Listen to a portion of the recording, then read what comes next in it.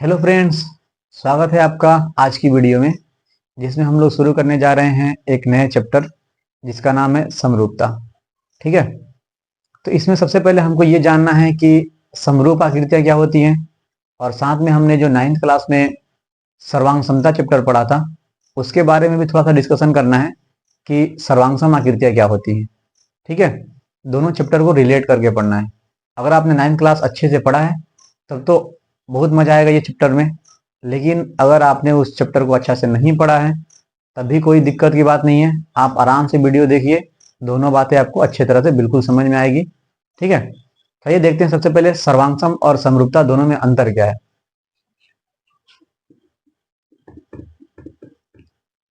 तो ये है हमारा सर्वांगसम। ठीक है। और पढ़ना है हमको समरूप। ठीक है। नाम ही देखिए इसका, सर्वांग सम। सर्व मने सभी, अंग का मतलब पार्ट, सम मने बराबर। जिसका सारा का सारा पार्ट एक दूसरे मतलब कोई वस्तु है जिसका प्रत्येक पार्ट दूसरे वस्तु के प्रत्येक पार्ट के बराबर हो जाए उसको बोलेंगे क्या, सर्वांग सम। जैसे कोई चतुर्भुज ले लीजिए आप, ये वाला साइड इस साइड के बराबर, ये वाला साइड इस साइड के बराबर, ये वाला साइड इस साइड के बराबर, और ये वाला साइड इस साइड के बराबर। ठीक है। ये साइड इसके बराबर है, इनको बोलते हैं संगत भाग या संगत भुजा। ठीक है। यहाँ साइड है तो संगत भुजा बोल देंगे या संगत भाग आप बोलिए आराम से। ठीक है। ये वाला साइड इसके बराबर है तो दोनों संगत भाग, फिर ये वाला संगत भाग। तो जब दो आकृतियों के संगत भाग एक दूसरे के बिल्कुल बराबर हो उनको क्या बोलेंगे, सर्वांग सम। ठीक है। ऐसे ही त्रिभुज में देख लीजिए, ये साइड इसके बराबर, ये साइड इसके बराबर, ये साइड इसके बराबर। ठीक है। तो इसके संगत भाग क्या है, बराबर है। क्या है, बराबर है। संगत भाग अगर बराबर हैं तो ये दोनों आकृतियां क्या हैं, सर्वांग सम है। ये दोनों आकृतियां क्या हैं, सर्वांग सम है। ठीक है। तो सर्वांग समता में सर्वांग सम आकृतियों के लिए आपको ये बात समझना है कि एक जो वस्तु होगा ना, ऐसा ही बिल्कुल सेम टू सेम दूसरा वस्तु होगा। दोनों का प्रत्येक पार्ट यानी संगत भाग एक दूसरे संगत भाग के बराबर होगा। ठीक है। जब दोनों वस्तु एक दूसरे के बिल्कुल बराबर एक जैसे भी हो और बराबर भी हो तो उनको क्या बोलेंगे, सर्वांग सम। उनका प्रत्येक पार्ट बराबर होगा, सभी अंग उनका बराबर होगा। ठीक है। लेकिन समरूप में ऐसा नहीं है। समरूप में क्या होता है कि बस इसका नाम ही देखिए क्या है, समरूप। ठीक है। रूप बराबर हो, एक जैसा दिखेगा बिल्कुल। ठीक है। जैसे आप सर्कल को देखिए, ये जो ब्रीथ है दोनों देखने में बिल्कुल सेम है, भले एक छोटा है एक बड़ा है, इससे कोई मतलब नहीं है। हमको हमको चाहिए कि ये दोनों एक जैसे दिखें, तो इनको हम बोलेंगे समरूप। तो थोड़ा दिमाग लगाइए, जब सर्वांगसम जो वस्तु था, भले यहाँ थोड़ा छोटा बन गया ये, लेकिन दोनों को बराबर बनाना है, तो जो वस्तु सर्वांगसम है क्या वो समरूप नहीं होगा, होगा कि नहीं होगा। जब एक के जैसा सारा का सारा पार्ट सेम टू सेम है तो ये समरूप तो होना लाजमी है, बिल्कुल ये समरूप हो जाएगा। ठीक है। तो एक बात आप ये बोल सकते हैं कि जो वस्तु ना सर्वांगसम होता है ना वह समरूप तो बिल्कुल नहीं होता है, लेकिन जो समरूप होगा ना वह सर्वांगसम होगा, इसका कोई गारंटी नहीं है। सर्वांगसम होगा कि मतलब सर्वांगसम होगा कि नहीं होगा इसका गारंटी नहीं है, लेकिन समरूप है तो अपना समरूप रहेगा। ठीक है। लेकिन अगर सर्वांगसम है तो समरूप बिल्कुल होगा। ठीक है। तो ये बात आप ध्यान में रखिएगा कि सर्वांगसम आकृतियां समरूप होती हैं, लेकिन समरूप आकृतियां सर्वांगसम हो इसका कोई गारंटी नहीं है। ठीक है। समरूप में हमको क्या होगा कि बस एक जैसा दिख जाए। जैसे एक समबाहु त्रिभुज बना लीजिए, एक बड़ा सा समबाहु त्रिभुज बना लीजिए, दोनों बिल्कुल एक जैसे दिखेंगे तो ये दोनों कौन सी हैं, समरूप है। बिल्कुल क्या है, समरूप है। ठीक है। ये सर्वांगसम नहीं, क्योंकि इसको इसके ऊपर रखेंगे ना तो बिल्कुल पूरी तरह से ढकेगा नहीं। जो वस्तु दूसरे वस्तु को पूरी तरह से ढक ले उसको क्या बोलेंगे, सर्वांगसम बोलेंगे। लेकिन समरूपता में ऐसा कोई क्राइटेरिया नहीं है कि उसको ढकना चाहिए, बस उसके जैसा दिख गया तो हम उसको बोलेंगे समरूप। इसी का कुछ क्राइटेरिया है। जैसे देखिए अब आप थोड़ा सा बताइएगा, एक हम मान लीजिए वर्ग बना लिए और एक हम बना लिए समांतर चतुर्भुज बना लिए, ठीक है। दोनों चतुर्भुज है, क्या ये दोनों समरूप हैं? तो समरूप नहीं है। इनको समरूप होने के लिए क्या क्राइटेरिया चाहिए कि इनका जो संगत कोण होगा ना, संगत कोण, ये दोनों बराबर होना चाहिए। मान लीजिए अगर ये 90 डिग्री का है तो ये भी 90 होना चाहिए। अगर ये 80 है तो ये रूल काम नहीं करेगा, मतलब ये दोनों आकृति समरूप नहीं होंगे, ठीक है। अगर इनका संगत कोण बराबर नहीं है तो ये दोनों आकृति समरूप किसी हालत में नहीं होंगे, ठीक है। दूसरा क्राइटेरिया क्या है कि इनकी संगत भुजाएं समानुपाती होनी चाहिए। क्या होना चाहिए? समानुपाती, यानी अनुपात इनका समान होना चाहिए कि इतना इसका और इसका अनुपात, फिर इसका और इसका अनुपात, इसका इसका अनुपात, ये समान अनुपात में अगर रहेंगे तब हम, मतलब दोनों क्राइटेरिया होना चाहिए कि समानुपाती भी हो और साथ में एंगल भी क्या होना चाहिए? बराबर होना चाहिए, ठीक है। तब इसको बोलते हैं बहुभुज। बहुभुज को इंग्लिश में बोलते हैं पॉलीगन, ठीक है। अगर बहुभुज कहीं पे आ जाएगा तो ये समझ जाइएगा आप कि स्ट्रेट लाइन से बना हुआ एक बंद आकृति को बोला जाता है बहुभुज, ठीक है। तो बहुभुज स्टार्ट ही होता है ट्रायंगल से, त्रिभुज से, क्योंकि दो एंगल से, मतलब दो साइड से आप बंद आकृति नहीं बना पाइएगा, ठीक है। कम से कम आपको 3 साइड चाहिए, वो भी बिल्कुल स्ट्रेट चाहिए। तो बहुभुज कहां से शुरुआत हो रहा है आपका? त्रिभुज से। तो 4 भुजा का भी हो सकता है, क्योंकि ये बंद आकृति है और स्ट्रेट लाइन से मिलकर बना है, तो बहुभुज है। तो एक बात याद रखना है कि कोई भी बहुभुज जो होगा समरूप होगा कब? जब उसकी संगत संगत भुजाएं समानुपाती होंगी, यानी कि इनका अनुपात सेम होगा, और इनका कोण जो होगा, संगत कोण, ये क्या होगा? बराबर होगा। कोण बराबर होना चाहिए, लेकिन भुजाएं समानुपाती, छोटी बड़ी हो सकती हैं लेकिन अनुपात इनका समान होना चाहिए, समानुपाती होनी चाहिए, ठीक है, भुजाएं, ठीक है। ये वाला, फिर इसका इसका और इसका इसका, ये अगर सब बराबर आ गया तो हम बोलेंगे कि भुजाएं समानुपाती हैं और एंगल भी बराबर है, तो ये दोनों त्रिभुज क्या हैं? समरूप हैं, ठीक है।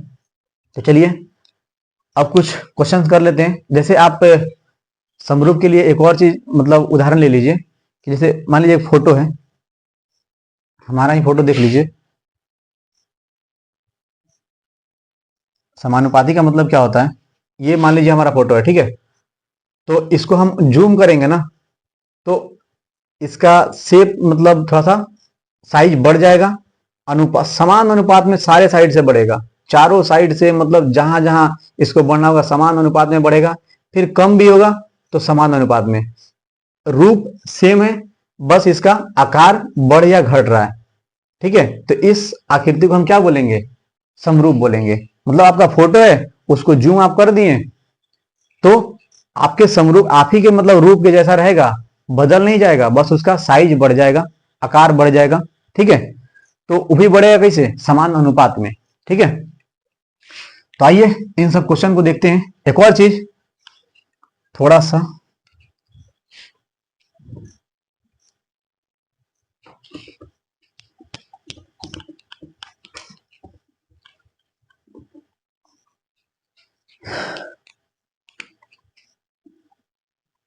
सर्कल के बारे में हम लोग पढ़ लिए हैं कि सर्कल क्या होते हैं? समरूप होते हैं। ऐसा ही क्वेश्चन इसमें आ गया, देख लीजिए। सभी वृत्त डैश होते हैं। तो जितने भी वृत्त होते हैं कैसे होते हैं बताइए? कोई छोटा होगा, कोई बड़ा होगा ना। तो ये सभी के सभी होते हैं समरूप, क्योंकि इनका रूप एक जैसा है। ये बड़े छोटे हो सकते हैं, तो बड़े छोटे होने से कुछ फर्क पड़ता नहीं है समरूपता में, बस एक जैसे दिखने चाहिए। तो यहाँ पे हम क्या भर देंगे कि जितने भी वृत्त होते हैं ना, सब के सब होते हैं क्या? समरूप, ठीक है। सर्वांगसम आकृतियां समरूप हो सकती हैं, लेकिन समरूप आकृतियां सर्वांगसम हो जाए ये जरूरी नहीं है, ठीक है। 2 नंबर सवाल देखिए, सभी वर्ग डैश होते हैं। तो वर्ग देखिए, वर्ग का क्या होता है?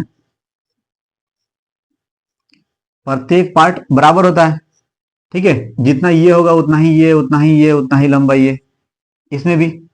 लेकिन देखने में दोनों एक जैसे तो दिखेंगे ना, ठीक है, क्योंकि सारा साइड इसका भी बराबर है, इसका भी सारा साइड बराबर है, बस आकार छोटा बड़ा हो सकता है, तो इनको भी क्या बोलेंगे हम, समरूप बोलेंगे। ठीक है, तो सभी वर्ग क्या हो जाएंगे, समरूप हो जाएंगे, ये भी समरूप। अगला, सभी डैश त्रिभुज समरूप होते हैं। फिक्स है कि समरूप होगा ही होगा। ठीक है, ये रूल्स वगैरह जो आगे हम लोग पढ़ेंगे नेक्स्ट एक्सरसाइज में, वहां पे ये हम लोग जानेंगे कि मतलब किस रूल के हिसाब से क्या क्राइटेरिया यूज करेंगे कि त्रिभुज सर्वांग सम होगा। ठीक है, अभी फिलहाल ये समझिए आप कि जो भी त्रिभुज है, मतलब सभी डैश त्रिभुज, कौन सा त्रिभुज समरूप होता है, तो अभी हमको बताए थे कि समबाहु त्रिभुज। समबाहु त्रिभुज छोटा हो बड़ा हो उससे मतलब नहीं है, इसका भी सारा साइड बराबर, इसका भी सारा साइड बराबर, एक जैसा दिखेगा, क्या हो जाएगा, समरूप। ठीक है, तो जितने भी समबाहु त्रिभुज होते हैं ये सारे के सारे क्या होते हैं, समरूप होते हैं। ठीक है, 4 नंबर बोल रहा है भुजाओं की समान संख्या वाले दो बहुभुज। बहुभुज अभी आपको हम बता दिए हैं कि ये बहुभुज किसको बोलते हैं, कि आकृति बंद होना चाहिए और स्ट्रेट लाइन से मिलके बना होना चाहिए। दो बात याद रख लेना है, क्या, कि आकृति बंद होना चाहिए, स्ट्रेट लाइन से मिलके बना होना चाहिए, उसको हम बोलेंगे बहुभुज। और वही बोल रहा है कि दो बहुभुज या तो त्रिभुज हो सकता है या चतुर्भुज हो सकता है या पंचभुज, कुछ भी हो सकता है। ठीक है, तो समरूप होते हैं, ये समरूप हो जाएंगे। क्या क्राइटेरिया यूज होगा, यदि उनके संगत कोण, कोण क्या होना चाहिए, अभी हम बताए थे कि कोण बिल्कुल बराबर होना चाहिए, कोण अगर बराबर नहीं होगा तो त्रिभुज समरूप नहीं होगा, त्रिभुज या चतुर्भुज कोई भी बहुभुज। तो यहां हमको भरना पड़ेगा क्या, बराबर। ठीक है, और भुजाओं के बारे में क्या, तो भुजाएं समानुपाती होनी चाहिए, तो यहां हम क्या भर लेंगे, समानुपाती। ठीक है, आशा करते हैं कि आपको ये बात समझ में आ गया होगा। ठीक है, देख लीजिए एक बार अच्छे से, वीडियो को दोबारा रिप्ले करके देख लीजिएगा और अच्छे से समझ में आ जाएगा। देखते हैं दूसरा सवाल।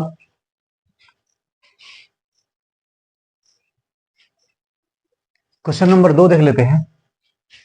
क्वेश्चन नंबर 2 में है कि निम्नलिखित युग्मों में दो भिन्न उदाहरण दीजिए। दो को अलग अलग उदाहरण देना है। क्राइटेरिया क्या है, क्राइटेरिया लिखा हुआ है कि आकृतियां समरूप होनी चाहिए। 1 नंबर में क्या है,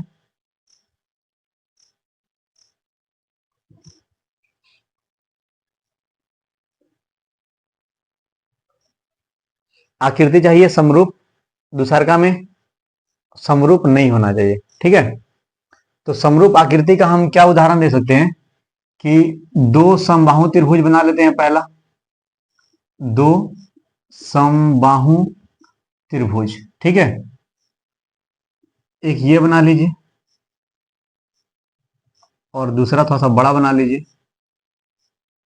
इसका एक एक एक साइड मतलब सेंटीमीटर ले लीजिए, मन करे आप 2 ले लीजिए, 2 2 2।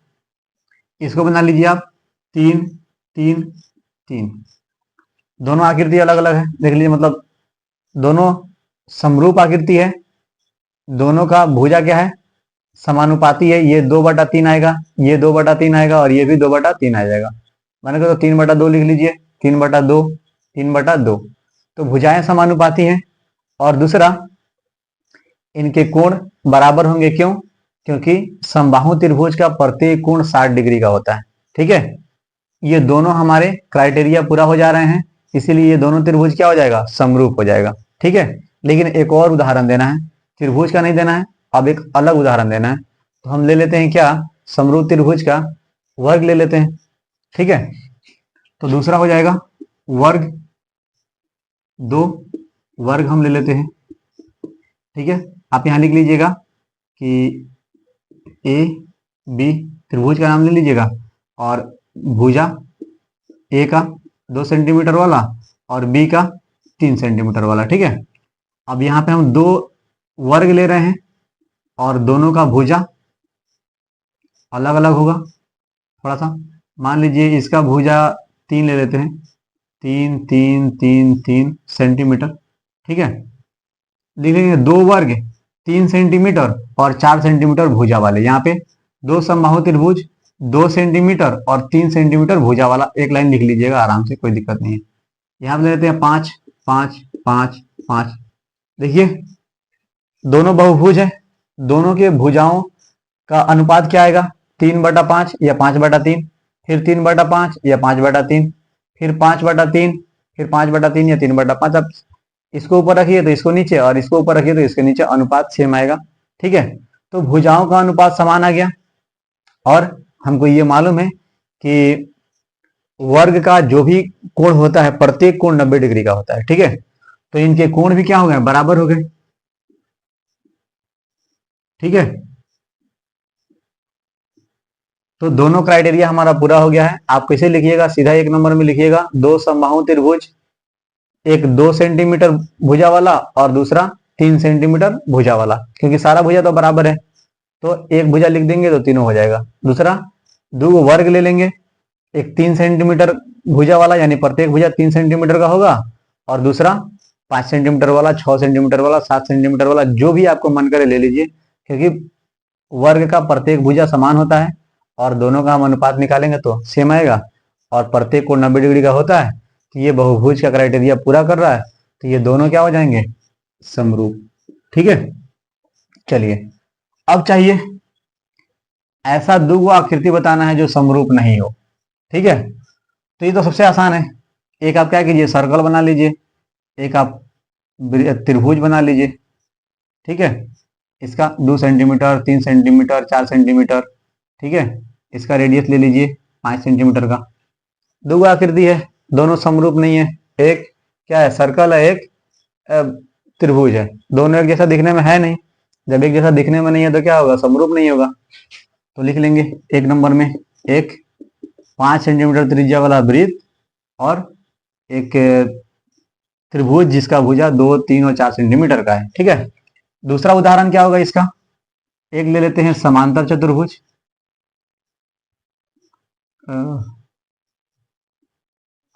समांतर चतुर्भुज, और दूसरा स्क्वायर ले लीजिए। ठीक है, 4 4 4 4, इसका आमने सामने का भुजा बराबर होगा। ठीक है, तो ये दोनों आकृतियां भी क्या है, समरूप नहीं है। ठीक है, भुजाओं का अनुपात सेम आया चाहे नहीं है उससे मतलब नहीं है, कोण भी बराबर होने चाहिए। ठीक है, दोनों क्राइटेरिया पूरा होगा तो दोनों मतलब फिगर क्या होगा, समरूप होगा, नहीं तो नहीं होगा। ठीक है, तो आप ये बात समझ गए होंगे। उदाहरण को आप चेंज कर लीजिएगा, थोड़ा सा बदल के बना के देखिएगा क्या हो रहा है।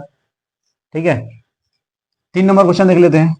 बताइए कि निम्नलिखित चतुर्भुज समरूप है या नहीं। देख लीजिए यहाँ पे, समरूप होने के लिए क्या चाहिए, भुजाओं का अनुपात समान होना चाहिए, और दूसरा प्रत्येक कोण मतलब संगत कोण भी बराबर होने चाहिए। ठीक है, तो आइए थोड़ा सा देखते हैं कि ये समरूपता का जो क्राइटेरिया है पूरा कर रहा है कि नहीं। ठीक है, एक बात हम बोले थे शुरू में ही याद रखने के लिए कि दो बहुभुज तभी समरूप होंगे जब उनकी भुजाएं समानुपाती हो और संगत कोण बराबर हो। वही रूल यहाँ पे यूज करके देखना है। ठीक है, तो चलिए ये वाला भुजा इस भुजा के बराबर, मतलब इसका अनुपात और इसका अनुपात ले लेते हैं, बराबर नहीं करना है, तो 3/1.5 कर लेते हैं। फिर इसका भी 3/1.5, फिर इसका भी 3/1.5, इसका भी, और इसका 3/1.5। ठीक है, तो जब काटेंगे ना तो 2:1 आ जाएगा, 2:1 आ जाएगा। 1.5 का पहाड़ा पड़ेगा तो दुगुना नहीं हो जाएगा, तो एक बार में ये और दो बार में ये। अनुपात कितना आ रहा है, सबका बराबर आ जा रहा है, अनुपात सेम है। ठीक है, दूसरा क्राइटेरिया देखिए, ये 90 डिग्री का कोण है और ये 90 डिग्री का है नहीं है, ये 90 डिग्री से ज्यादा है, ये 90 डिग्री का नहीं है, कम है, तो संगत जो कोण है ये बराबर नहीं है। ठीक है, तो लिखेंगे ये दोनों आकृतियां समरूप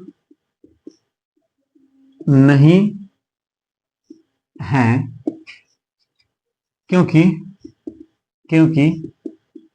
संगत भुजाएं समानुपाती तो हैं, लेकिन